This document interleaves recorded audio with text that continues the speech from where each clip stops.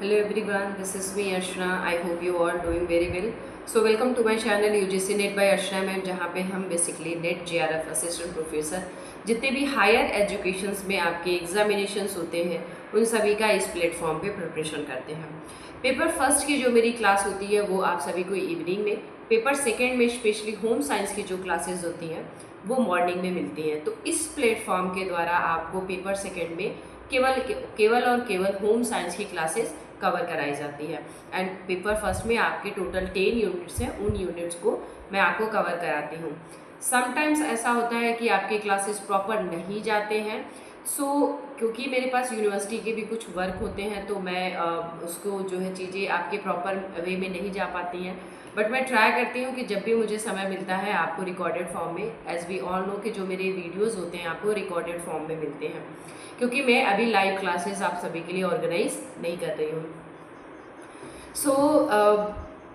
सभी लर्नर्स जो भी बेसिकली इस फील्ड से हैं सभी को पता होगा कि यूजीसी नेट ने अपने नोटिफिकेशन जारी कर दी है जिसमें उन्होंने अपने डेट बताए हैं एंड फॉर्म फिलिंग से लेकर के लास्ट डेट मेंशन किए हैं एंड एक टेंटेटिव जून में उन्होंने एग्जामिनेशन कंडक्ट कराने की बात की है, जहां पे उन्होंने प्रॉपरली मेंशन किया है कि that is the tentative date. Okay, यानी वो फिक्स्ड नहीं है आपका, उसमें थोड़ा बहुत आपके जो है फ्लक्चुएशंस आ सकते हैं। ठीक है, हम ये मान के चले कि जून से जुलाई के बीच में आपके एग्जामिनेशंस हो जाने हैं।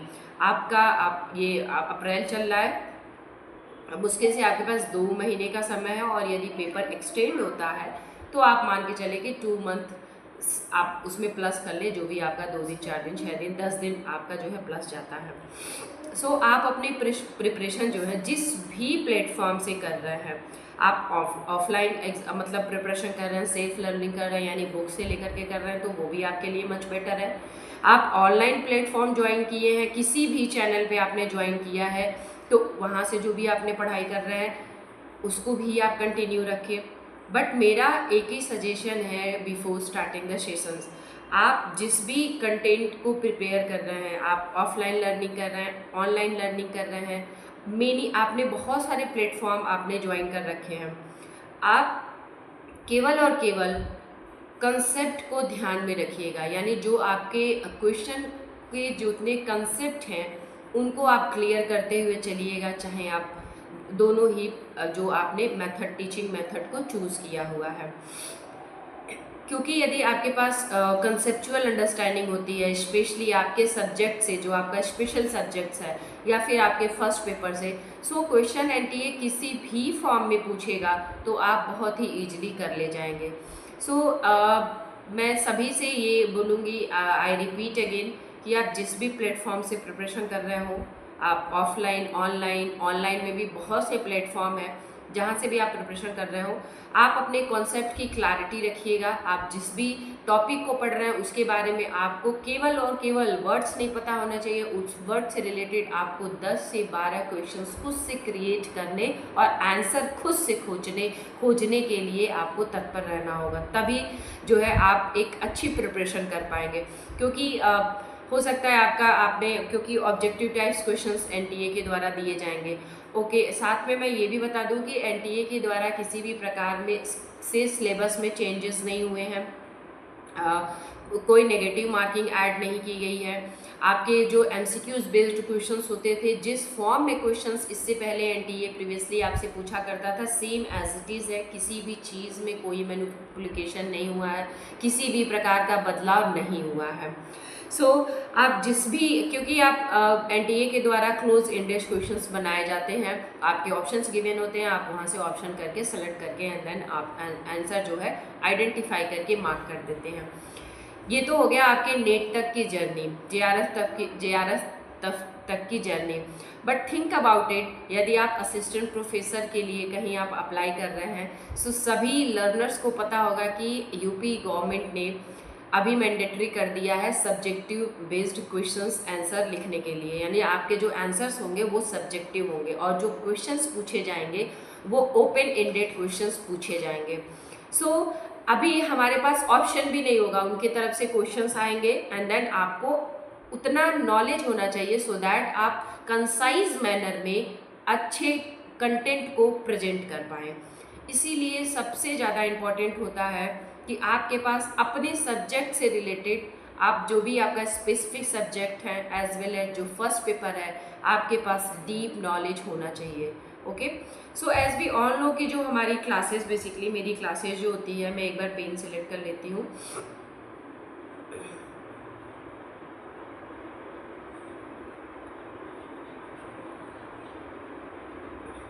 सो जो मेरी क्लासेस होती है वो पेपर फर्स्ट की जो मेरी क्लास होती है वो इवनिंग में बेसिकली चलती है, जो आपके Monday Tuesday Wednesday Thursday Friday and Saturday, total 6 day चलती है। संडे में हम करते हैं मैराथन, जो आई थिंक आपके पिछले वीक भी मैराथन नहीं हुआ था, बट मैं कोशिश कर रही हूँ कि जल्द से जल्द आपके लिए मैराथन ऑर्गेनाइज करने के लिए, एज यू कैन सी कि मैराथन नहीं, महा मैराथन की तरीके से हम रखेंगे, क्योंकि आपके 3 to 4 आवर का वो पूरा बेसिकली रहेगा, paper first and paper second दोनों में ही। सो आप यदि इस प्लेटफॉर्म पे नए होंगे तो UGC net bye Archana ma'am से जा करके YT चैनल पे इसे सब्सक्राइब भी कर सकते हैं। पेपर फर्स्ट पेपर सेकंड दोनों ही कंटेंट मेरे बाइलिंगुअल होते हैं। पेपर सेकंड में बेसिकली जो मेरी क्लास की टाइमिंग होती है 11:30 होती है, और ये टोटल 6 डे क्लासेस चलते हैं। संडे में हम मैराथन कंडक्ट करते हैं, और ये भी चैनल आप जो है पेपर सेकंड यानी जो होम साइंस का स्पेशल जो क्लास चलता है हमारे यहाँ, जो मैं आप सभी को कंडक्ट कराती हूँ, ये भी आप जो है YT चैनल से जा करके, वहाँ से मैंने कई वीडियोस अपलोड किए हैं, कई क्वेश्चन आंसर आप सभी के लिए ऑर्गेनाइज करके वहाँ पे रिकॉर्डेड फॉर्म में अवेलेबल हैं, तो जा करके उन सभी को भी आप कवर कर सकते हैं। Also paper first and paper second दोनों ही मेरी क्लासेस बाइलिंगुअल जाते हैं। समटाइम्स ऐसा होता है कि आपकी क्लासेस केवल इंग्लिश में है, बट मैं पूरा कोशिश करती हूँ कि आपको हिंदी में एक्सप्लेन करने के लिए। संडे में बेसिकली जो क्लासेस होती हैं वो पूरी तरीके से PYQs होती हैं, और उस PYQs से जो बहुत ही इम्पॉर्टेंट टर्म्स या फिर इम्पॉर्टेंट ऑप्शंस गिवन होते हैं, उन सभी को मैं आपको थियरीज फॉर्म में करा देती हूँ। आप इस प्लेटफॉर्म पे नए होंगे तो इसे subscribe, like, share and comment, ये सारी चीज़ें आप करिएगा। अब हम स्टार्ट करेंगे क्वेश्चन, जो बेसिकली आज का हमारा क्वेश्चन होगा।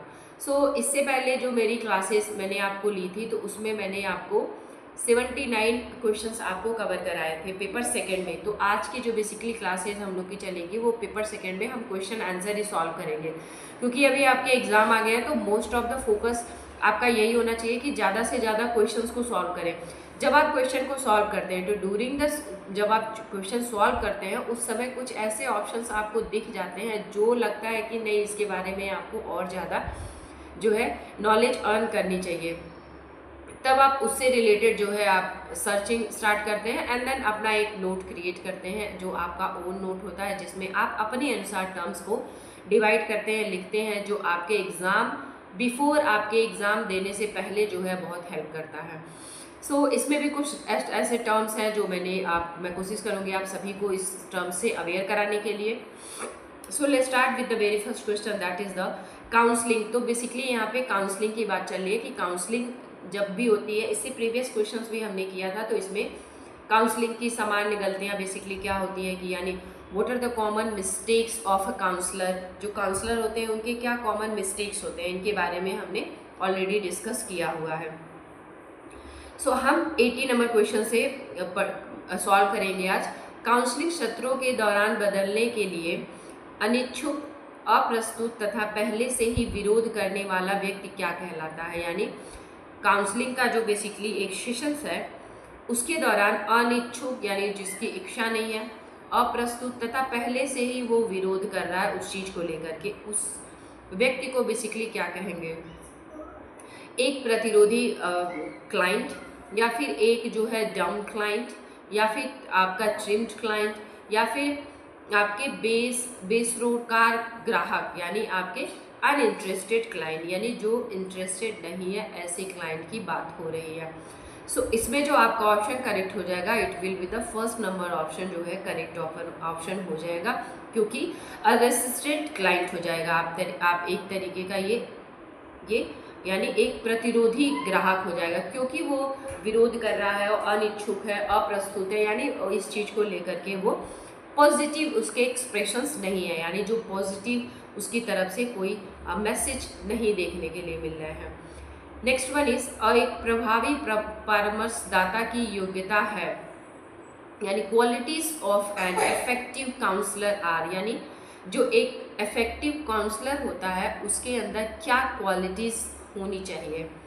वो जिज्ञासु, सुनने की क्षमता तथा उदासीन हो, बातचीत में रूखा यानी स्टर्न और तेज मिजाज हो, यानी वो बहुत ही तीखा रूखा बोलने वाला हो, तेज मिजाज और उदासीन हो, यानी आपके जो है टर्म पीरियड्स हो, या फिर जिज्ञासु, सुनने की क्षमता और बातचीत करने में बेसिकली उसके अंदर जो है सहजता हो, यानी जिसके साथ आप बेसिकली अपने मैसेज को कन्वे कर। इसमें जो आपका ऑप्शन करेक्ट हो जाएगा वो हो जाएगा जिज्ञासु हो, यानी उसके अंदर जिज्ञासा हो, सुनने की क्षमता रखता हो और बातचीत में बेसिकली सहजता हो, ताकि वो आपको सुने, यानी जो भी आपकी प्रॉब्लम है वो काउंसलर बेसिकली सुने और उसके बिहाफ पे पहले वो सुने एंड देन उसके बिहाफ पे वो डिसीजन ले कि what is the basically problem वहाँ पे क्या है। नेक्स्ट क्वेश्चन इज भावनात्मक रूप से या शारीरिक रूप से इस अवस्था तक पहुँच जाने की स्थिति को क्या कहते हैं जबकि कोई सार्थक कार्य नहीं कर सकता है। तनावग्रस्त, उदासीन, बर्नआउट या फिर आपके लोनली यानी एकांकीपन। ऑप्शन इसमें जो आपका करेक्ट हो जाएगा it will the burn out, यानी burn out option will be the correct option. Next one is counselling में गोपनीयता का उल्लंघन डैश व्यवहार है। Option is violations of confidentially in counselling is, क्या है, नॉर्मल या फिर एक्सपेक्टेड, अनएथिकल या फिर अनएक्सप्लेन्ड। इसमें जो आपका ऑप्शन करेक्ट हो जाएगा इट विल बी द अनैतिक, यानी अनएथिकल है, यानी जो भी काउंसलर के में जो भी काउंसलिंग लेने जा रहा है पर्सन, उसकी जो भी चीज़ें हैं, जो भी उसके कम्युनिकेशंस हैं उन दोनों के बीच में, यानी जो काउंसलिंग दे रहा है और जो काउंसलिंग ले रहा है उन दोनों के बीच में जो बेसिकली कम्युनिकेशंस हैं वो गोपनीय होते हैं, वो किसी अदर पर्सन से जा कर के शेयर नहीं करते। तो ये यदि उल्लंघन हो रहा है, यानी वो जा कर के कहीं और पे कम्युनिकेशन किसी थर्ड के पास वो मैसेज कन्वे हो रहा है, तो वो आपका अनैतिक यानी अनइथिकल आपके जो है व्यवहार में आ जाएगा। नेक्स्ट वन इज निम्नलिखित में से कौन सा सही नहीं है। ऑप्शन आपके गिवन है state the incorrect statement from the following, इसमें से कौन सा इनकरेक्ट स्टेटमेंट गिवन है। ऑप्शन गिवन है आपके guidance help in understanding one's strength, क्या ये होती है। Guidance help in understanding one's limitations, guidance help individual to develop ability to solve problem and take decision, या फिर guidance lead to confusion in people mind, क्या वो जो confusion है, जो माइंड कन्फ्यूज़न है उनको बेसिकली लीड करने का काम किया जाता है। यस, जब भी आप किसी कन्फ्यूज़न में होते हैं, किसी चीज़ को लेकर के आपको समझ नहीं आती है, या आपके पारिवारिक जीवन को लेकर के हुआ या फिर आपके प्रोफेशनल लाइफ से लेकर के हुआ, आप बेसिकली एक गाइडेंस के तौर पे किसी न किसी से आप जो है गाइडलाइंस लेते हैं। ऐसा आप जब ध्यान देंगे तो आपको लगेगा कि यस प्रैक्टिकली अब सभी लोग ये चीज़ करते हैं, यदि किसी भी चीज़ में वो कन्फ्यूज़न है उनको लेकर के, किसी भी चीज़ को लेकर के, वट एवर कुछ भी हो सकता है, आपका फिजिकल मेंटल कुछ भी चीज़ें हो सकती हैं इसके अंदर। यदि ऐसी कुछ चीज़ें हैं तो हम गाइडेंस लेते हैं, हम सभी जो है गाइडेंस लेते हैं कि क्या इसमें सही चीज़ें होंगी। इस तरीके से आपके कन्फ्यूज़न बेसिकली आपके कम होते हैं, दूर होते हैं, एंड देन आप एक क्लियर वे में आते हैं कि यस ये चीज़ मैं फर्दर कर सकता हूँ या कर सकती हूँ। नेक्स्ट वन इज एल्डेरियन काउंसलिंग की मुख्य भूमिका ग्राहकों को डैश से दूर करने में मदद करता है। The major role of Adlerian counselling is to help client to overcome, क्या ओवरकम करने के लिए, faulty styles of life, self centres life, या फिर फीलिंग और ऑफ इनफर्टिलिटी, या फिर इन सभी में से आपके सभी हो जाएंगे, यानी ऑल ऑफ द एबव। जीवन की दोषपूर्ण शैली, आत्मकेंद्रित जीवन, हीनता की भावना। अब आप ध्यान से देखेंगे तो इसमें से जो मोस्ट अप्रोप्रिएट आंसर आपको दिख करके आ रहा है वो ये है कि ये भी चीज़ें आपकी रिमूव हो जाती हैं, आप सेंटर्ड हो जाते हैं, आप जिस भी वर्क के लिए, जिस भी गोल के लिए, जिस भी चीज़ में आपकी कन्फ्यूज़न होती है वो दूर हो जाती है, एंड देन आप सेल्फ सेंटर्ड हो जाते हैं, आप अपने बारे में सोचते हैं, एंड हीनता की भावना, ये सारे आपके खत्म हो जाते हैं, दूर हो जाती है। तो यानी all of the above will be the correct option. Next one is early memory, family structure and atmosphere in which children grow influenced. किससे बेसिकली प्रभावित होते हैं जो बच्चे होते हैं उस समय के।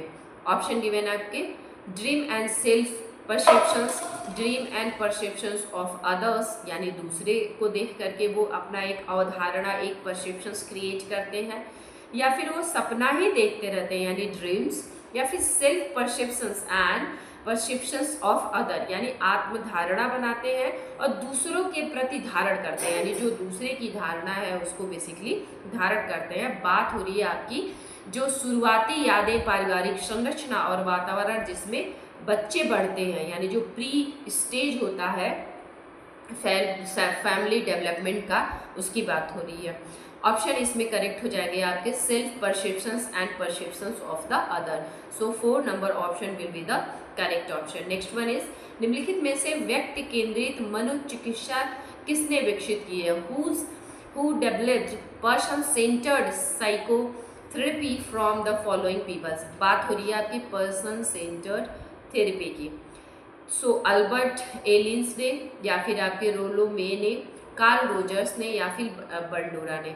सो एज वी ऑल नो कि बंडूरा जो थे आपके अल्बर्ट बंडूरा थे, उन्होंने लर्निंग की थियरी दी थी। ओके, सो इसमें जो आपका ऑप्शन करेक्ट हो जाएगा it will be the Rogers. Rogers ने बेसिकली ये डेवलप किया था। तो एनटीए का बहुत फेवरेट क्वेश्चन है आपके ये किसने multiple development, multiple learning theories दी थी, किसने आपके जो है साइकोमोटर दी थी, किसने सेक्सुअल थियरी दी थी, किसने आपके जो है पर्सन सेंटर्स थियरी दी थी। ये एनटीए का बहुत फेवरेट क्वेश्चन है, तो वो किसी न किसी फॉर्म में जरूर क्वेश्चन को फ्रेम करता है। निम्नलिखित में से कौन सा व्यक्ति केंद्रित सिद्धांत का एक मुख्य मत नहीं है? नॉट ऑप्शन में गिवन है, यानी नॉट नहीं है। Which one of the following is not a key believe in the person centred theory. बात हो रही है पर्सन सेंटर्ड थियरीज की।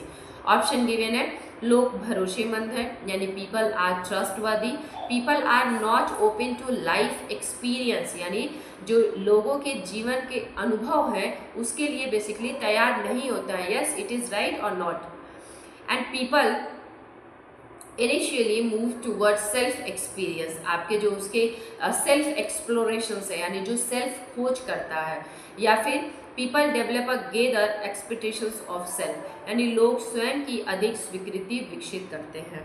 सो आपके second number option will be the correct option. Why? लोग सहज रूप से आत्म अन्वेषण यानी सेल्फ एक्सप्लोरेशन की बात करते हैं, जिससे वो चीज़ें ज़्यादा सीखते हैं और सेंटर्ड होते हैं, की ओर बढ़ते हैं। Okay, next one is Rogers के अनुसार परामर्श के लिए आवश्यक क्या क्या बेसिकली शर्तें होती हैं? According to Roger the necessary conditions of counselling are, क्या आपके नेसेसरी कंडीशंस है?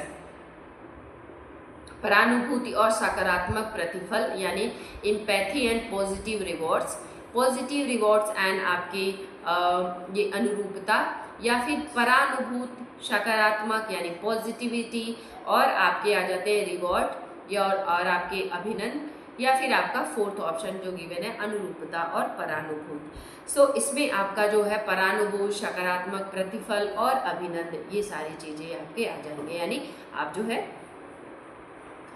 3 number option will be the correct option. Next one is एक काउंसलर की गुणवत्ता जब वे खुद को किसी अन्य व्यक्ति के साथ स्थान पे रखते हैं, भले ही वह व्यक्ति अलग लिंग का हो, यानी उसका जेंडर भले ही अलग हो, संस्कृत से हो, अलग संस्कृत से हो, उसे क्या कहते हैं? अप्रेम, परानुभूत, आत्मनिरीक्षण, या फिर आपके कन्फर्मेटिंग यानी आपके आराम। So second number option will be the correct option, ये होती है हमारी empathy. Next question is cognitive behavioural theories, जिसे हम CBT has been effective for following areas. कौन कौन से एरियाज को बेसिकली इफेक्ट करता है? ऑप्शन गिवन है आपके पर्सनल ग्रोथ को, आपके जो पर्सनल ग्रोथ है, क्या कॉग्निटिव जो बिहेवियर थियरी है वो इफेक्ट करती है पर्सनल ग्रोथ को, या फिर marriage and family relations and आपके जो पर्सनल ग्रोथ को, personal growth, marriage and family relations and the work place problems को, personal growth, marriage and family relation, eating disorders and work place problem, क्या इसे करती है? भोजन संबंधी विकार को भी ये देखती है, यानी कॉग्निटिव बिहेवियर थियरीज इन सभी को इन्फ्लुएंस करती है।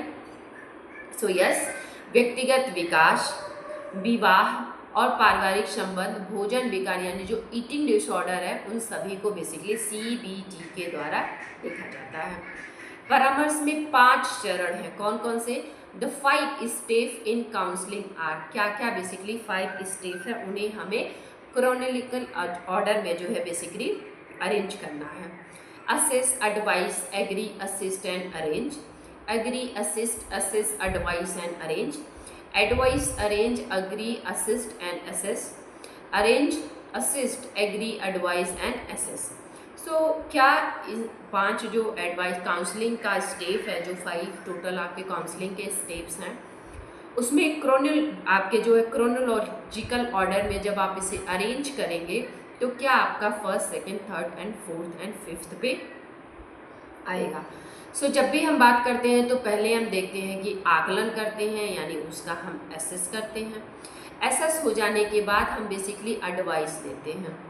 एडवाइस लेने के बाद जो भी चीज़ें सही गलत होती हैं उस चीज़ों को लेकर के हम एग्री होते हैं, सहमति दिखाते हैं, और उसके बाद हम असिस्ट करते हैं और अरेंज करते हैं जो भी हमारी चीज़ें अनअरेंज्ड हैं। ठीक है, अब इसके लिए सबसे पहले आपके पास यदि कोई प्रॉब्लम है, प्रैक्टिकली हम इसे समझते हैं कि यदि आपके पास कोई प्रॉब्लम है तो आप बेसिकली उसमें आकलन करते हैं उसके कि जो ये पूरी प्रॉब्लम है इसका क्या सॉल्यूशंस होना चाहिए, क्या इसका सॉल्यूशन भी है या फिर मैं ऐसे ही इसे प्रॉब्लम बनाया हुआ हूँ या बनाई हुई हूँ।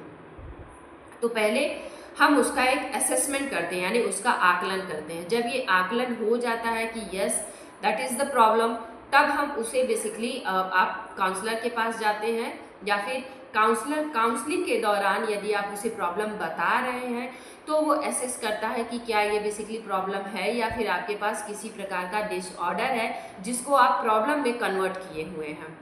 एक बार और मैं इसे समझाऊंगी कि जब भी आपके पास आप काउंसलर के पास जाएंगे, कोई भी आपके पास एक प्रॉब्लम है, आप उससे काउंसलिंग लेना चाहते हैं, ज़रूरी नहीं है कि ये प्रॉब्लम हो, आप किसी एक डायरेक्शन को बेसिकली चूज़ करना चाह रहे हैं, तब भी बहुत लोग जो है काउंसलिंग लेते हैं कि वहाँ से एक कंक्लूज़न निकल के आएगा कि क्या मेरे लिए आगे बेहतर हो सकता है। सो बेसिकली जो आपके काउंसलर होते हैं वो आकलन करते हैं, आप जो भी बातें बताते हैं उसमें पहले तो वो आइडेंटिफाई करते हैं, तो ऐसा तो नहीं कि आपके जो साइकोलॉजिकल कुछ डिसऑर्डर्स हैं, यदि ऐसी कोई चीज़ें होती हैं तो वो प्रीफर कर देते हैं, एंड देन आपको जो है उसका एक आकलन तैयार करते हैं। फिर वो आपको एडवाइस देते हैं। एडवाइस देने के बाद यदि आप एग्री होते हैं तो वो फर्दर आगे बढ़ते हैं, डिसएग्री होते हैं तो वो वहीं पे चीज़ें आपकी समाप्त हो जाती है। एग्री होने के बाद आपकी वो हेल्प करते हैं और उससे रिलेटेड आपकी जो है अरेंजमेंट करते हैं, यानी एक व्यवस्था क्रिएट करते हैं। सो first number option will be the correct option. Next one is मनोवैज्ञानिक शैक्षिक हस्तक्षेप, जिसमें क्लाइंट को डैश पारस्परिक या अंतर व्यक्तिगत मनोवैज्ञानिक मामलों के बारे में शिक्षित किया जाता है। बात यहाँ पे चल रही है आपके साइकोलॉजिकल मैटर्स की। ओके, ऑप्शन गिवन है आपके प्राइमरी या फिर फंडामेंटल, पर्सनल, हिस्टोरिकल। सो जो इसमें आपका ऑप्शन करेक्ट हो जाएगा, it will be the personal level पे आपके, यानी व्यक्तिगत लेवल पे ये चीज़ें होती हैं। एक परिवार डैश है जो संघर्ष, उपेक्षा और दुर्व्यवहार निरंतर चिर अस्थायी होते हैं, वो किस में आ जाते हैं?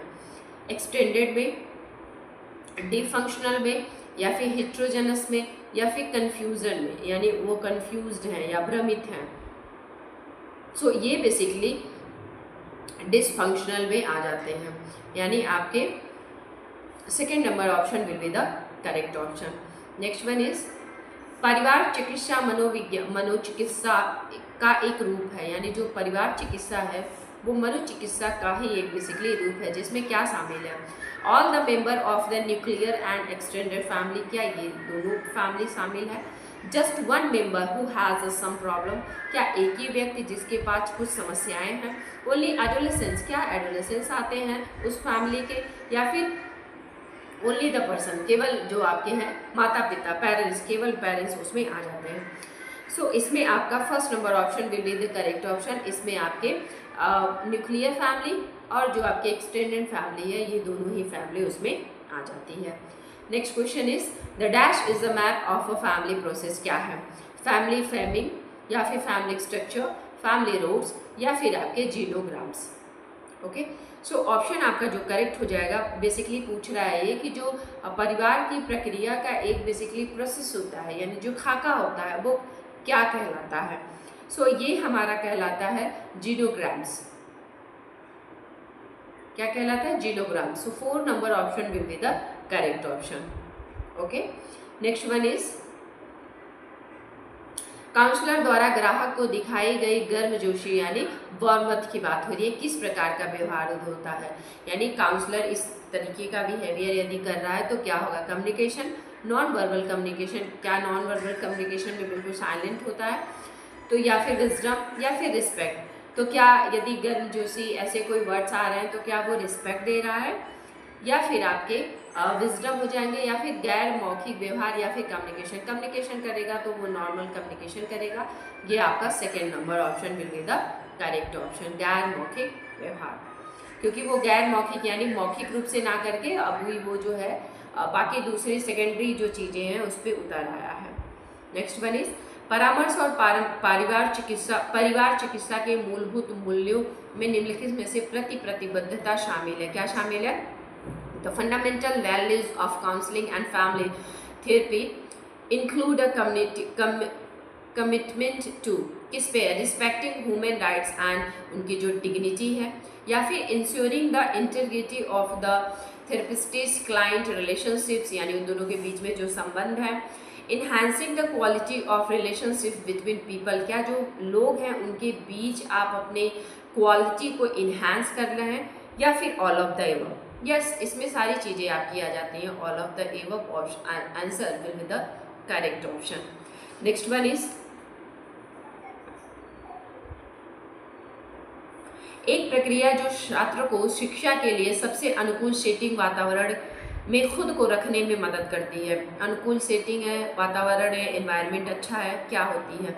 आपके एजुकेशनल गाइडेंस, आपके वोकेशनल गाइडेंस, सोशल गाइडेंस, या फिर आपके मनोरंजन संबंधी गाइडेंस यानी रिक्रिएशनल गाइडेंस। सो जब भी हम बात करते हैं अनुकूल सेटिंग की, वातावरण में खुद को रखने की, बेसिकली जहाँ से आपको हेल्प मिलती है, तो ये आ जाती है आपकी एजुकेशनल गाइडेंस यानी शैक्षिक मार्गदर्शन।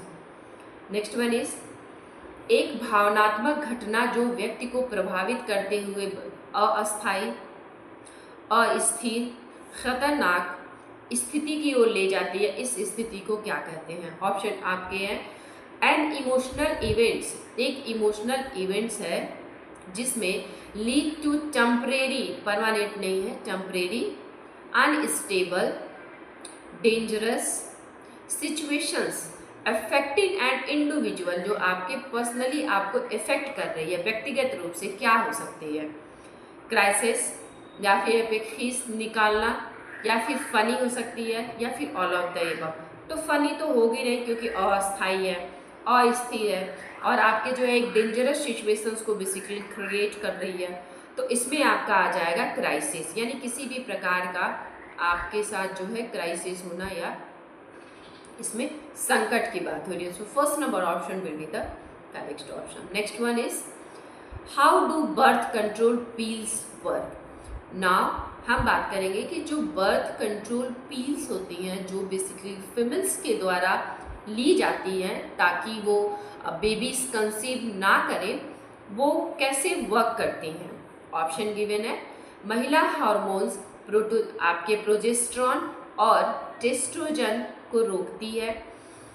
नेक्स्ट आपका आ जाता है जो आपके स्टॉप द ओवरीज फ्रॉम आपके रिलीजिंग एग, यानी जो ओवुलेशंस होता है क्या उसे बंद कर देती हैं?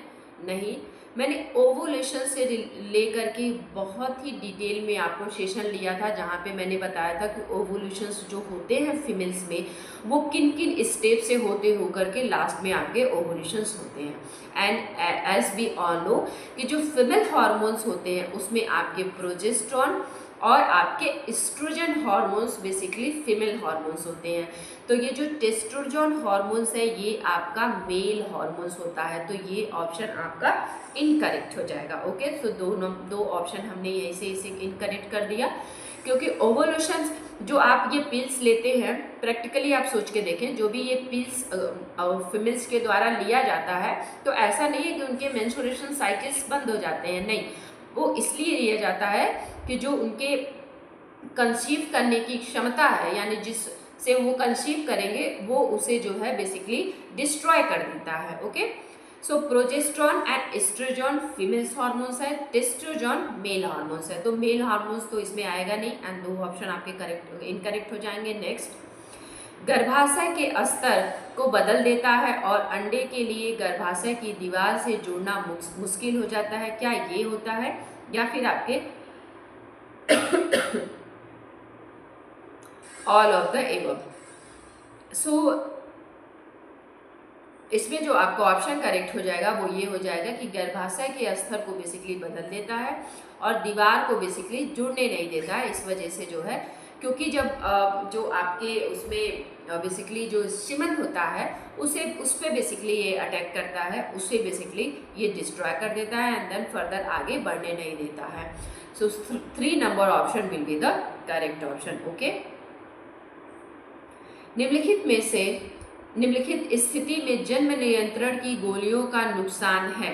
बेसिकली जो state in the disadvantage of birth control pill in the following statement, in statement में से जो आपके बर्थ कंट्रोल पिल्स हैं उनकी क्या बेसिकली डिसएडवांटेज हैं, यानी क्या उनसे बेसिकली नुकसान होता है। आपके रेगुलेशंस पीरियड्स, यानी जो पीरियड्स हैं वो नियमित हो जाते हैं, क्या ऐसा होता है? या फिर अलाउ फॉर आपके जो है सहज शिक्स की बात कर रहा है उसे बेसिकली अलाउ करता है। या फिर आपके STIs के खिलाफ कोई सुरक्षा नहीं है। या फिर आपके second number option and third number option दोनों ही आपके ऑप्शन करेक्ट हो जाएंगे।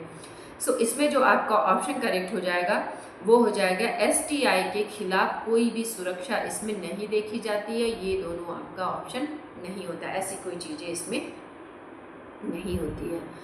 नेक्स्ट वन इज बात कर रहा है इसमें what is the contraceptive rings.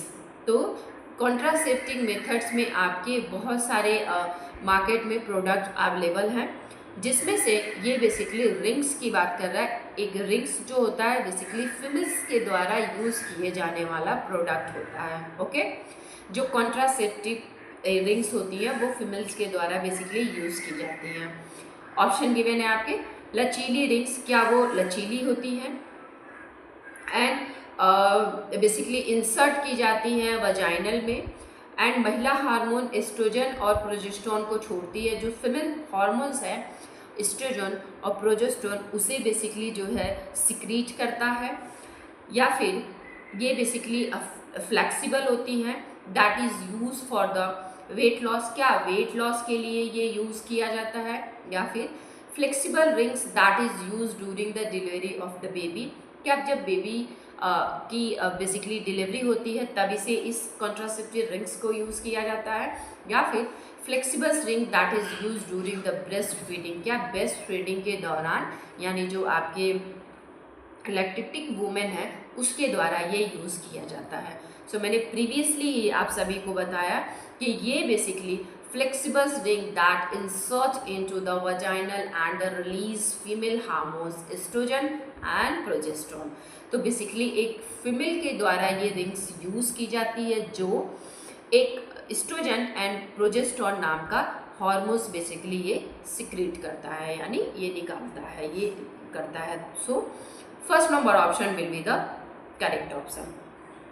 Next one is chemicals that kill sperm of make a sperm unable to move toward the eggs for called dash, क्या बेसिकली कहलाता है। ऑप्शन गिवन है आपके सॉल्टस, या फिर आपके शुक्राणुनाशक होते हैं, या फिर बाध्यकारी यानी स्टेरिलाइजेशंस, ओके, तो एक चीज़ और जान लें आप कि जो स्टेरिलाइजेशंस होते हैं ये बेसिकली मेल में किया जाता है। आपने सुना होगा ना मेल की नसबंदी, तो उन्हें बेसिकली एक जो नेम है वो आपका स्टेरिलाइजेशंस होता है। या फिर आपका पेस्टिसाइड्स या कीटनाशक, तो इससे इसका कोई रिलेशन नहीं है। पेस्टिसाइड्स वगैरह तो बेसिकली खेतों में यूज़ किया जाता है। सो इसमें बेसिकली हो जाएगा स्पर्मसाइड्स यानी शुक्राणुनाशक। So second number option will be the correct option. Okay, sterilisations होता है जब मेल के जो नसबंदी होती है उस नसबंदी को बेसिकली स्टेरिलाइजेशंस कहा जाता है। जो स्पर्म की जो नली होती है उसे बेसिकली काट करके ब्लॉक कर दिया जाता है और वहाँ से स्पर्म्स आने बंद हो जाते हैं, सीमन्स आने आपके उसमें बंद हो जाते हैं। सो ये आपका स्टेरिलाइजेशंस होता है जो बेसिकली मेल्स में होता है। Next one is what is the tubal ligations. वह प्रक्रिया जो शुक्राणु को गर्भाशय ग्रीवा तक पहुंचने से रोकती है, क्या ये है? वह प्रक्रिया जो अंडे को शुक्राणु से मिलने से रोकती है, या फिर महिला नसबंदी के लिए शल्य प्रक्रिया जिसमें फिलिपियन ट्यूब को काटना और बांधना। देखिए जो नसबंदी बेसिकली फीमेल्स में होती है उसमें फिलिपियन ट्यूब्स को काट करके बांध दिया जाता है, जिससे जो एग होता है और जो स्पर्म होता है उन दोनों का मिलन नहीं होता है, यानी दोनों आपस में कॉन्ट्रैक्ट नहीं करते हैं, फिलिपियन ट्यूब क्योंकि बंद हो जाती है। ठीक है, या फिर वह प्रक्रिया जो अंडे को गर्भावस्था की दीवार से बेसिकली जोड़ के रखती है, यानी जोड़ने के लिए बेसिकली रोकती है। ओके, सो इसमें जब भी बात हो रही है ट्यूबल बंधाव क्या है, यानी ट्यूबल लिगेशंस की बात हो रही है। सो महिला नसबंदी है जो बेसिकली एक सिजेरियन प्रोसेस है जिसे बेसिकली फिलिपियन ट्यूब को काट करके बांध दिया जाता है एंड देन वो आगे वो फीमेल्स जो है कंसीव नहीं कर पाती हैं। ओके, सो एक सर्जिकल प्रोसेस है फॉर द फीमेल स्टेरिलाइजेशन, जैसे मैंने प्रीवियसली आपको मेल स्टेरिलाइजेशन के बारे में बताया, which is involve serving the train to fallopian tubes. Okay, next one is शुक्राणु को ले जाने वाली नलियाँ, यानी वो कौन से ट्यूब्स हैं उनकी बात हो रही है। वसा डिफरेंस बंद हो जाती है या तो कट जाती है या बंध जाती है या क्लिप हो जाती है, इस प्रक्रिया को क्या कहते हैं? स्पर्मसाइड्स, या फिर आपके संयम, या फिर ट्यूबल बंधाव यानी ट्यूबल लिगेशंस, या फिर आपके वेसिटोमी। ओके, सो आपके जो ऑप्शन इसमें करेक्ट हो जाएंगे दैट इज द वेसिटोमी। ओके, मैंने प्रीवियसली एक शायद आपको चीज़ें वो आपकी मिस्टेक चली गई हैं, उसे हम क्लियर करेंगे। स्टेरिलाइजेशंस का मतलब ही होता है आपकी नसबंदी। ओके, जिसमें फीमेल की बेसिकली स्टेरिलाइजेशंस जब होता है वो फीमेल में होता है। यहाँ पे थोड़ी सी कंफ्यूजन हुई है, वो ये है कि जो स्टेरिलाइजेशंस होता है इसे हम पहले क्लियर करेंगे उसके बाद आगे बढ़ेंगे। जो स्टेरिलाइजेशंस होता है वो फीमेल्स में होता है, जो वेसेटोमी होती है जो अभी अभी हमने ये क्वेश्चंस कवर किया है ये बेसिकली होती है मेल में।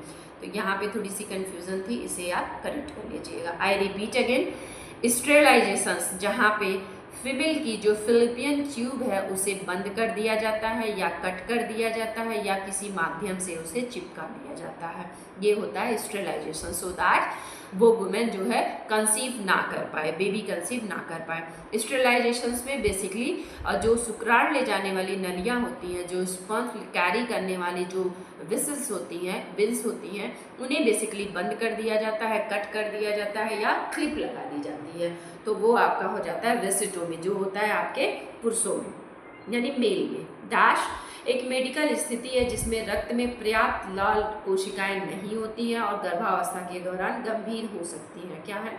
एनीमिया, ऑस्टियोपोरोसिस, तो ये बेसिकली बोन डिजीज है, या फिर आपके डायबिटीज़ या ग्वाइटर, तो इन दोनों से कोई लेना देना इसका नहीं है, क्योंकि ये बात कर रहा है रेड ब्लड सेल्स की, नहीं होती है और बेसिकली गर्भावस्था के दौरान प्रॉब्लम क्रिएट होती है, तो दैट इज़ द एनीमिया।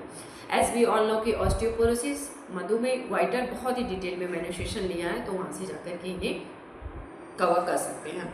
वह प्रक्रिया जो किसी बच्चे को वंशानुगत विकार जैसे सिस्टिक फाइब्रोसिस, जो फाइब्रोसिस होते हैं सिस्टिक, सिकल सेल डिसऑर्डर, या फिर आपके थैलेमिया या मस्कुलर डिस्ट्रॉफी का निदान करती है, वो क्या है? सीबीसी है।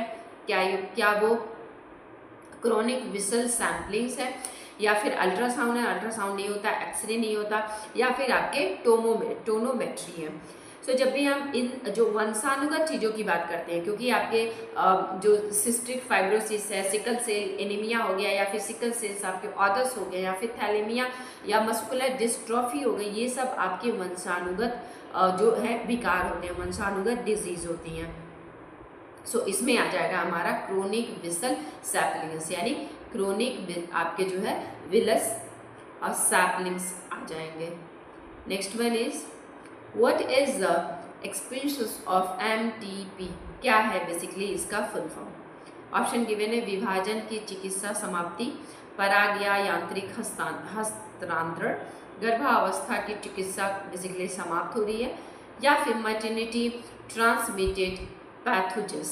सो इसमें जो ऑप्शन करेक्ट हो जाएगा it will be the medical terminations of pregnancy, यानी मेडिकली रूप से आप टर्मिनेट कर रहे हैं प्रेगनेंसी को। इसका बेसिकली प्रावधान है 1961 में, आपने यदि ये पढ़ा होगा तो 1961 में ये प्रावधान है कि यदि कोई फीमेल खुद से अपने बच्चे को अबॉर्ट करना चाहती है तो 1961 के तहत वो मेडिकल टर्मिनेशंस कर सकती है प्रेगनेंसी को। आई रिपीट अगेन, यदि कोई women, I am not talking about main, यानी मेन किसी अदर फैमिली के प्रेशर में नहीं आकर के वो फीमेल खुद ही चाहती है अपने बच्चे को बेसिकली टर्मिनेट कराना, तो वो 1961 के तहत मेडिकल टर्मिनेशंस ऑफ प्रेगनेंसी को चूज करके अपने प्रेगनेंसी को टर्मिनेट करा सकती हैं, लेकिन 3 मंथ से पहले, यानी 3 महीने से पहले का उनका बेबी होना चाहिए। ओके, अब ये कंडीशंस उनके लिए होती है जो अनप्लान्ड बेबीज होते हैं, यानी उनके पास 2 बच्चे हैं, 4 बच्चे हैं और अनप्लान्ड बेबीज हो गए हैं, तो उनके पास ये अथॉरिटी है कि वो इसको चूज करके वो इसे जो है टर्मिनेट कर सकते हैं। ओके, नेक्स्ट वन इज अनुवांशिक रूप से असामान्य उपस्थिति या अनुपस्थिति का पता लगाने के लिए एमनियोटिक फ्लूइड, यहाँ पे बात हो रही है एमनियोटिक द्रव्य की, यानी जो एमनियोटिक फ्लूइड। अब ये क्या होता है, जब बच्चा गर्भावस्था में जब वुमेन गर्भावस्था में होती है और उसका जो बच्चा होता है, उस जो बच्चे का एक संरचना होती है, यानी आपने देखा होगा इस तरीके के एक स्ट्रक्चर होता है, और उस स्ट्रक्चर के बिल्कुल अपर लेयर को लेकर के एमनियोटिक फ्लूइड होता है, बहुत द्रव्य होता है जो उसको बाहरी चोटों से प्रोटेक्ट करता है, यानी बाहरी घाव हुए इन सारी चीज़ों से बेसिकली उसे प्रोटेक्ट करता है, तो ये होती है एमनियोटिक फ्लूइड्स। ओके, का विश्लेषण करने के लिए निम्नलिखित प्रक्रिया का उपयोग किया जाता है। क्या है, मेडिकल जनरेटिव काउंसलिंग, या फिर एपिस्टोमी, या फिर आपके इम्यूनोस्टेसिस, या फिर रक्त सूचकांकों के लिए एक स्क्रीनिंग की जाती है। ओके, सो जब भी हम इसकी बात करते हैं तो इसमें आपका आ जाएगा इम्यूनोसिस्टिस, यानी एक इम्यूनोसिस्टिक टेस्ट होता है जिसमें ये पता लगाया जाता है कि बच्चे में कोई जेनेटिक डिसऑर्डर तो नहीं हो रहे हैं, उस एमनियोटिक फ्लूइड को लेकर के चेक किया जाता है, एंड देन फिर आपको एक रिपोर्ट आती है जिसमें प्रॉपर मेंशन होता है कि इस बच्चे के अंदर कोई जेनेटिक प्रॉब्लम्स नहीं है। ओके, या फिर कोई जेनेटिक्स बीमारी नहीं हो रही है उसको लेकर के, यानी कोई अनुवांशिक बीमारी नहीं हो रही, यानी उस बच्चे के अंदर कोई दिल में छेद नहीं है, इस तरीके के सर के पीछे पानी नहीं है, इस तरीके की बहुत सारे डिजीज ड्यूरिंग द प्रेगनेंसी बच्चे में होने की संभावना होती है। सो एमनियोटिक फ्लूइड को चेक करने पे ये चीज़ें प्राइमरी जो है प्राइमरी आइडेंटिफाई करने का एक मेथड है। ओके, नेक्स्ट वन इज प्रजनन स्वास्थ्य में शामिल है। क्या है, रिप्रोडक्टिव हेल्थ इंक्लूड, क्या है, संतुष्ट, सुरक्षित और आपके सेफ सेक्स लाइफ होनी चाहिए, या फिर successful maternal and infant survival and outcomes, freedom of control आपके रिप्रोडक्शंस, या फिर ऑल ऑफ द एबव। सो इसमें आपका ऑप्शन करेक्ट हो जाएगा 4 number, it will be the option correct हो जाएंगे all of the above. Next one is which part of the female reproductive system remain block after आपके tubectomy, यानी जब tubectomy हो जाती है टॉमी हो जाती है सॉरी, सो उसमें किसको बेसिकली जो है वो हिस्सा जो है बेसिकली अवरुद्ध हो जाता है। ऑप्शन गिवन है फिलिपियन ट्यूब, जो हमने प्रीवियसली अभी पढ़ा है, या फिर डिंबवाहिनी, गर्भाशय ग्रीवा, या फिर गर्भाशय गुहा। Sorry for inconvenience. सो इसमें जो आपका ऑप्शन करेक्ट हो जाएगा, it will be the fallopian tube, जिसे कट कर दिया जाता है, बांध दिया जाता है या फिर उसे किसी चीज़ के द्वारा बेसिकली चिपका दिया जाता है। बच्चे के जन्म के बाद पहले दिनों में उत्पादित पीले रंग का दूध डैश बच्चे के लिए महत्वपूर्ण पोषक तत्व के रूप में माँ के बच्चे से प्रतिरक्षा को हस्तांतरित करता है। तो आप सभी को पता होगा, इसका मैं बेसिकली ऑप्शन आप सभी को नहीं बताऊंगी, आप इसे अपने अनुसार कर लीजिएगा, क्योंकि ये बहुत ही हम ग्रेजुएशन लेवल से पढ़ते आते हैं कि जो फर्स्ट जो बच्चे के बर्थ के बाद जो माँ का पहला मिल्क होता है उसमें किस चीज़ की मात्रा सबसे अधिक होती है। ओके, डैश एक वांछित यौन संपर्क या अवधारण बाल पूर्व सेक्स और जबरन, यानी बेसिकली यहाँ पे बात हो रही है रेप की। ओके, शामिल है किस पे, sexual desire, sexual violence, reproduction behaviours या फिर क्राइम। सो यहाँ पे ध्यान से देखेंगे तो ये सारे टर्म्स इसमें शामिल हैं, एज मैंने प्रीवियसली आप सभी को बता दिया। तो ये सब आपके आ जाते हैं आपके सेक्सुअल वायलेंस के अंतर्गत। ओके,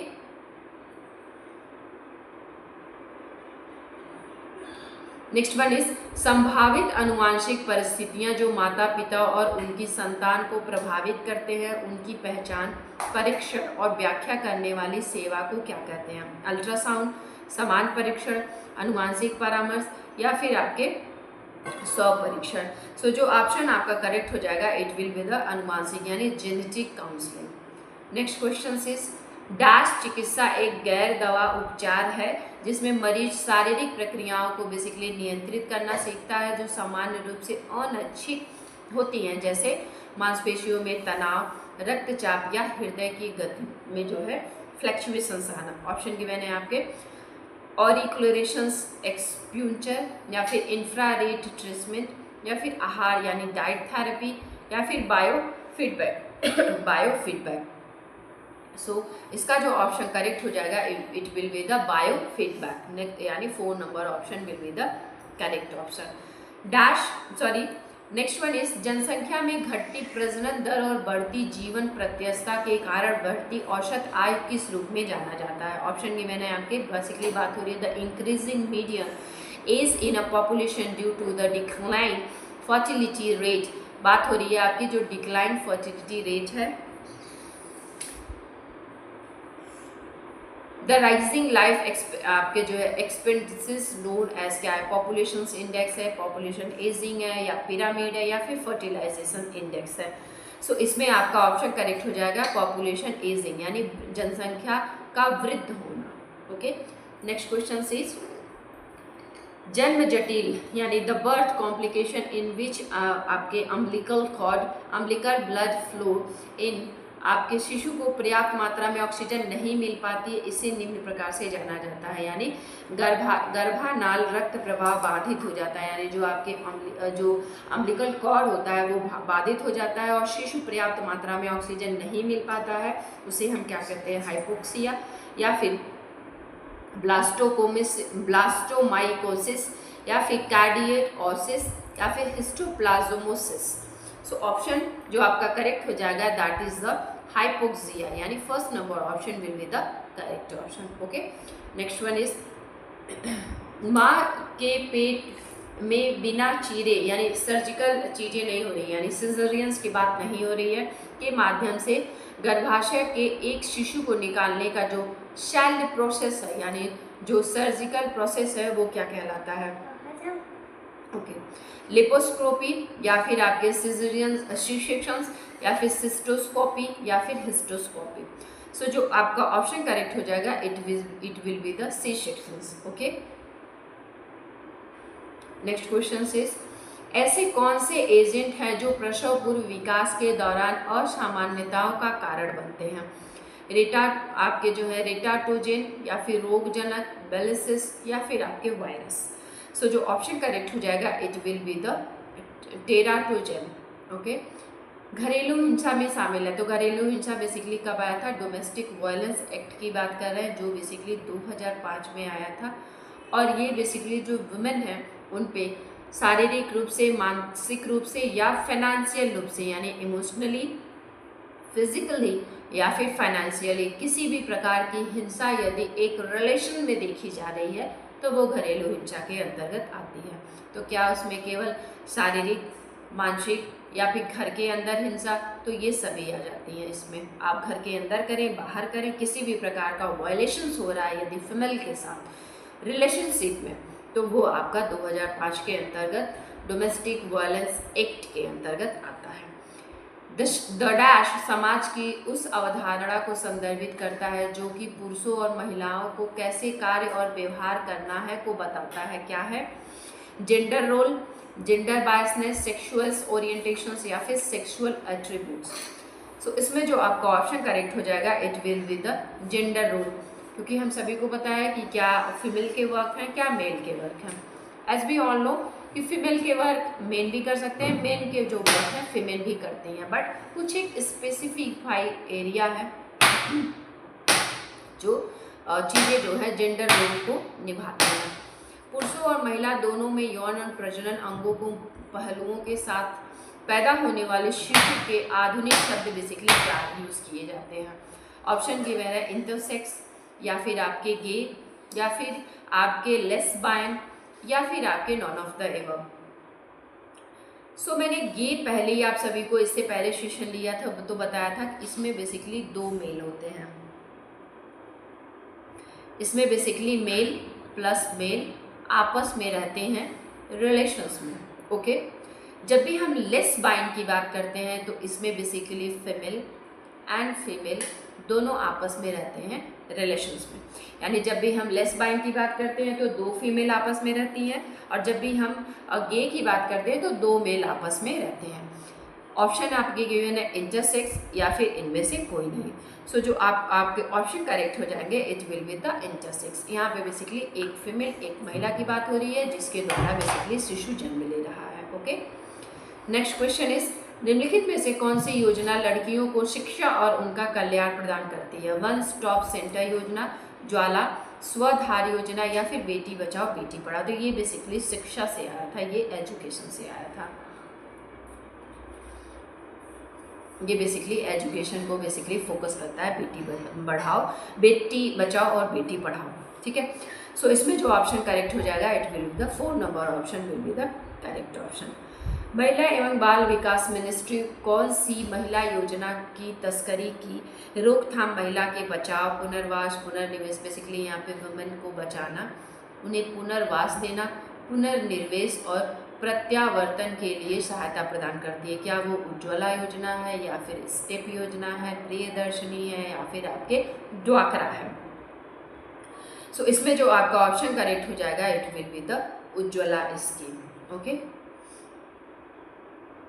नेक्स्ट क्वेश्चन इज, एक बहुविषयक क्षेत्र के रूप में बुजुर्गों के लिए डैश में चिकित्सा और जैविक विज्ञानों, सामाजिक विज्ञानों और यहाँ तक कि वित्तीय और आर्थिक विद्वानों का काम शामिल है। ऑप्शन गिवन है जेनेटोलॉजी, या फिर फ्यूचरोलॉजी, इकोलॉजी, या फिर इम्यूनोलॉजी। तो इसमें बेसिकली इम्यून सिस्टम से बात होती है, यानी इम्यून से रिलेटेड चीज़ें इसमें देखी जाती हैं।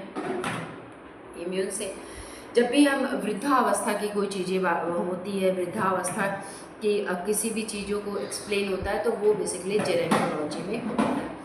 नेक्स्ट क्वेश्चन इज, स्वास्थ्य और परिवार कल्याण मंत्रालय ने 11वीं योजना में बुजुर्गों की विभिन्न स्वास्थ्य संबंधी समस्याओं का समाधान करने के लिए राष्ट्रीय वृद्धजन स्वास्थ्य सेवा योजना यानी NPHCE आरंभ किया है। कब आरंभ किया है? ये आपका 2010 में आरंभ हुआ था।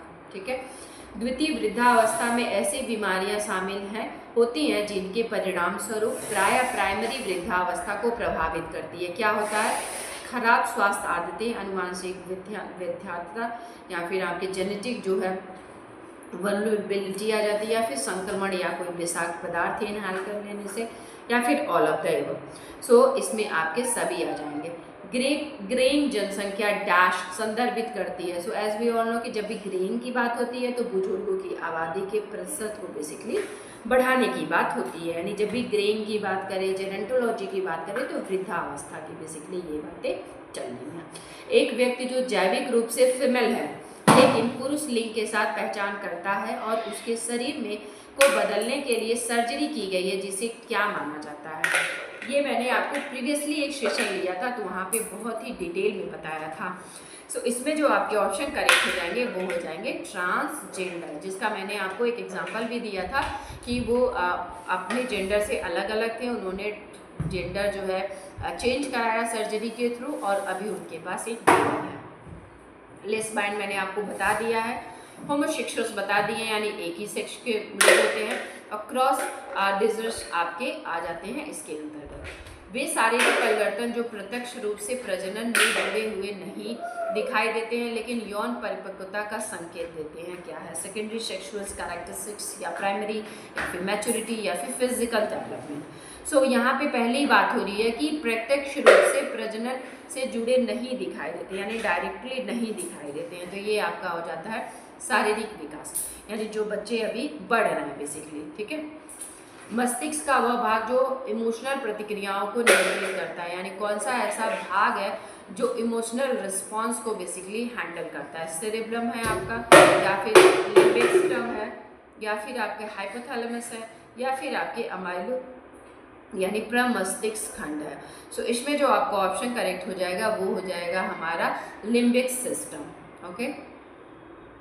किशोर मस्तिष्क डैक्स हार्मोन से प्रभावित होता है, वह जो कि संबंध बनाने के में मदद करता है और सामाजिक संबंधों को अधिक लाभप्रद बनाता है। ऑप्शन गिवन है आपके थायरॉक्सिन, पैराथाइड्स, या फिर एड्रेनाइल, या फिर ऑक्सीटोसिन। क्या ऑक्सीटोसिन हार्मोन्स होता है? सो इसमें हम एक बार और इस क्वेश्चन को कवर करेंगे।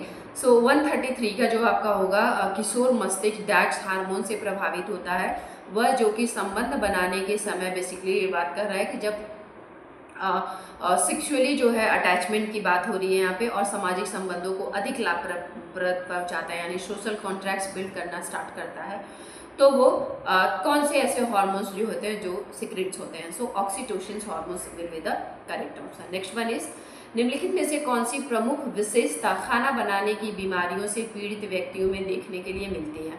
ऑप्शन गिवन है इसमें हाई सेल्फ स्टीम, या फिर कम आत्मसम्मान, या फिर उच्च स्तर जिम्मेदारी, या फिर आत्म मोह। सो ऑप्शन जो इसमें करेक्ट हो जाएगा वो हमारा हो जाएगा second number option will be the कम आत्मसम्मान। ओके। अस्थि घनत्व की कमी यानी ऑस्टियोपोरोसिस की बात हो रही है, जो बेसिकली आपके प्रौढ़ावस्था में देखने के लिए मिलती है, या फिर आपके वृद्धावस्था में देखने के लिए मिलती है। मांसपेशियों में कमी और कमजोरी हो जाती है। गंभीर निर्जलीकरण, बेहोशी, थकान और समग्र कमजोरी किस विकार में पाए जाते हैं? कुटिलता, सामाजिक विकार, खाना खाने संबंधी विकार, या फिर भय और आतंक। सो इसमें जो आपका ऑप्शन करेक्ट हो जाएगा खाना बनाने संबंधी जो है विकार। नेक्स्ट क्वेश्चन इज शारीरिक परिवर्तन आपके जो बचपन में युवा आपके वयस्कता में बदलाव को चिन्हित करते हैं, वो क्या होता है? प्यूबर्टी, ग्रोथ, लर्निंग, या फिर आपके आत्मज्ञान। सो वो हमारी प्यूबर्टी हो जाती है, प्यूबर्टी तरुणी जिन्हें हम कहते हैं। हालांकि एस्ट्रोजन को अक्सर फीमेल हार्मोन्स और इस आपके एंड्रोजन को पुरुष हार्मोन्स के रूप में वर्णित किया गया है, लेकिन लड़कियों में एस्ट्रोजन एंड्रोजन मौजूद नहीं। एस्ट्रोजन एंड्रोजन केवल लड़कियों में मौजूद। एस्ट्रोजन और एंड्रोजन दोनों लड़कों और लड़कियों दोनों में होते हैं। क्या एस्ट्रोजन और एंड्रोजन दोनों में होते हैं? एस्ट्रोजन और एंड्रोजन केवल फीमेल्स लड़कों में होता है। ठीक है। सो इसमें जो ऑप्शन करेक्ट हो जाएगा, क्योंकि ये एंड्रोजन की बात करता है तो ये दोनों में होते हैं, यानी एस्ट्रोजन और एंड्रोजन फीमेल्स में भी होते हैं और मेल्स में भी होते हैं। नेक्स्ट क्वेश्चन इज किशोर लड़कियों में वक्त से पहले तरुणाग्य, अवसादग्रस्त मादक द्रव्यों, इन सारी चीज़ों का जो होता है क्या वो असत्य है, सत्य है, या फिर ये आपके दोनों हो जाएंगे, या फिर इनमें से कोई नहीं। सो जो ऑप्शन करेक्ट हो जाएगा विच इज़ द ट्रू। किशोरों में कौन सी सामान्य सोच बेसिकली देखी जाती है? ईगोसेंट्रिक थॉट्स, या फिर उनके जो अजेयता होती है, या फिर पर्सनल आपके उनके जो कोई परिकल्पना होती है, या फिर ऑल ऑफ द एबव। सो इसमें सारी चीज़ें इनकी आ जाती हैं। सो all of the above will be the right answer. किशोरावस्था में भावनात्मक उतार चढ़ाव देखे जाते हैं, क्यों? क्योंकि environmental factor, hormonal changes, personal उनके जो है पेरेंटियल कोई प्रेशर्स हैं, या फिर ऑल ऑफ द एबव। तो जब भी हम इसकी बात करते हैं तो यस हार्मोनल चेंजेस होते हैं एडोलेसेंस में, तभी वो इस तरीके का व्यवहार करते हैं। किशोरावस्था के दौरान जो बेसिकली फ्रेंडशिप होती है प्रोत्साहित नहीं किया जाना चाहिए। अक्सर परिवार के साथ रहने में ज़्यादा महत्वपूर्ण देना चाहिए, सामाजिक विकास के लिए आवश्यक नहीं है। या फिर माता पिता द्वारा चुना जाना चाहिए, उनके भी जो कोई फ्रेंड होने चाहिए। सो ऐसी कोई चीज़ें नहीं करनी चाहिए। जितना आप बच्चों को फ्री रखते हैं वो बच्चा आपका जो है क्रिएटिव सोच सकता है और आपसे बेहतर फ्रेंड सिलेक्शन कर सकता है, ठीक है, दोस्त अपना सेलेक्ट कर सकता है। So second number option will be the correct option होगा। क्यों? परिवार अक्सर परिवार के साथ रहने में ज़्यादा महत्वपूर्ण जोर दिया जाता है। विकास की कौन सी अवधि स्वतंत्रता की स्थापना, पहचान, विकसित होना और अधिक अमूर्त सोच की विशेषता रखती है? मिडिल चाइल्डहुड, लेट या फिर एडोलसेंट या फिर अर्ली चाइल्डहुड? कौन सी ऐसी अवस्था है बेसिकली जो पहचान विकसित करना चाहती है, अमूर्त सोच रखती है? तो ये हमारी आ जाती है एडोलेसेंस। नेक्स्ट बात करेंगे प्यूबर्टी के कुछ एग्जाम्पल्स यहाँ पे गिवन है। समान आयु क्रमिक प्रभाव, समान इतिहास क्रमिक प्रभाव, गैर आदर्श जीवन घटनाएं या फिर ये दोनों हो जाएंगे। सो इसमें समान आयु क्रमिक प्रभाव यानी नॉर्मेटिव एज ग्रेडेड इन्फ्लुएंस हो जाते हैं। माकिया द्वारा प्रस्तावित पहचान की ओर परिस्थिति बेसिकली इन्होंने माकिया ने दिया था। इसमें माता पिता द्वारा बच्चों के लिए निर्णय लेना, बच्चों को चयन संबंधी कोई अवसर नहीं देना को क्या कहते हैं? आइडेंटिटी डिस्फ्यूजन, आइडेंटिटी फोरक्लोजर या फिर मोटिविज्म यानी अधिस्तगम या फिर पहचान की सफलता। सो ऑप्शन जो करेक्ट हो जाएगा इट विल बी द पहचान की पूर्वबद्ध यानी आपके जो फोर्थ क्लोजर हो जाएंगे। नेक्स्ट वन इज औपचारिक परिचालन तर्क में एक को छोड़कर सभी निम्नलिखित शामिल है। क्या? काल्पनिक, समस्या, द्वंद्वात्मक या फिर उपमात्मक या फिर आपके मेटाकॉग्निटिव रिलेशन। सो मैंने मेटाकॉग्निटिव आपको पहले भी बताया। कॉग्निटिव टू कॉग्निटिव यानी आप क्रिएशन से और ज़्यादा क्रिएशन की तरफ जा रहा है, वो आपके मेटाकॉग्निटिव में आ जाता है। ओके, उसके अलावा इसमें कोई ऐसा टर्म्स नहीं है जो मुझे समझाना चाहिए। सो third number option will be the correct option. यदि आपको वॉइस में कुछ मेरी दिक्कत लग रही होगी तो मुझे शोर थॉट्स है जिसकी वजह से वॉइस थोड़ी सी मेरी आप कह सकते हैं कि उसमें जो है थोड़ा आपको अलग दिख रही होगी, मतलब अलग सुनाई दे रही होगी, क्योंकि मुझे शोर थॉट है और आज मेरा दूसरा दिन है। तो आई थिंक 1-2 दिन में अभी सही होगा। गर्म पानी वगैरह मैंने लिया है, लेट्स सी। सो किशोरावस्था के दौरान मस्तिष्क नाटकीय परिवर्तनों से गुजरता है। किससे बेसिकली वह अधिक अंत परस्पर संबंधी और विशेषीकृत बनकर परिपक्व होता है। संरचना और कार्य दोनों में परिवर्तित क्रिया, न्यूरॉन्स के बीच मिलनलीन क्रिया और विकास जारी होती है या फिर all of the above. So all of the above option will be the correct option. किशोर महिलाओं में मासिक धर्म की शुरुआत में देरी के निम्नलिखित में से क्या हो सकते हैं? कुपोषण, खाने पानी की बीमारी, एथलेटिक्स होना या फिर मोटापा, all of the above. Yes, ये सारी चीजें हो सकती हैं। तार्किक, अमूर्त और लचीले विचार को प्राप्त करके किस चरण में किशोरावस्था द्वारा पूरा किया जाए? अमूर्त सक्रियता, मूर्त समझ या फिर ऑल ऑफ, इनमें से कोई नहीं। So first number option will the correct option, formal operational stage. किशोर जो अभी तक किसी भविष्य के मार्ग के लिए प्रतिबद्ध नहीं है लेकिन संभव विकल्पों की खोज के बारे में सोच, यानी ये क्या हो जाएंगे? आपकी पहचान, अधिनिगत या फिर पूर्वबद्ध उपलब्धि या फिर इनमें से कोई नहीं। सो फर्स्ट नंबर ऑप्शन आपका करेक्ट हो जाएगा क्योंकि वो आइडेंटिटी रिविजन कर रहे हैं यानी अधिगमस्त कर रहे हैं। Next and last question that is the निम्न में से किस समूह में सभी एसटीडीज शामिल होते हैं? ऑप्शन गिवन है आपके। Hepatitis B, haemophilia, even AIDS में, एड्स, सिफिलिस, हैजा, तो इन दोनों में ही ऐसी चीज़ें नहीं होती हैं। गोनोरिया, आपके जो है हेपेटाइटिस बी एंड एड्स, इसमें बेसिकली ये चीज़ देखा जाता है। So third number option will be the correct option. So आज के आपके टोटल ये मैंने सारे क्वेश्चंस कवर करा दिए हैं। So also you can join my YouTube channel UGC NET by Archana ma'am से जाकर के ज्वाइन कर सकते हैं, जहाँ पे मैंने आपको पेपर फर्स्ट, पेपर सेकंड सभी के ऑलमोस्ट क्वेश्चंस मैं हमेशा कराती हूँ इस पर। और जितने भी आपके AI टूल्स हैं, स्पेशली आपके चैट GPT और आपके चैट GPT के साथ ही साथ आपके जो डीप सीक हैं, इनको आप कैसे प्रॉपर वे में यूज़ करेंगे। यदि आप बिगनर हैं, आप जो है अपने सिनॉप्सिस रेडी करना चाहते हैं, तो कैसे वहाँ से आप एक आइडिया जनरेट कर सकते हैं, इन सभी को मैंने इन वीडियोज़ में कवर कराया है। सो आपने इन वीडियोज़ को नहीं देखा है तो जा कर के देख सकते हैं। Thank you, thanks for watching. कल मिलते हैं नेक्स्ट सेक्शन में नेक्स्ट वीडियो के साथ। तब तक के लिए आप पढ़ते रहें, क्योंकि पढ़ना बहुत ज़रूरी है। और आप किसी भी प्लेटफॉर्म से पढ़ें, आपके लिए लर्निंग ज़्यादा इम्पॉर्टेंट है इस समय। Okay, so thank you, bye bye and take care.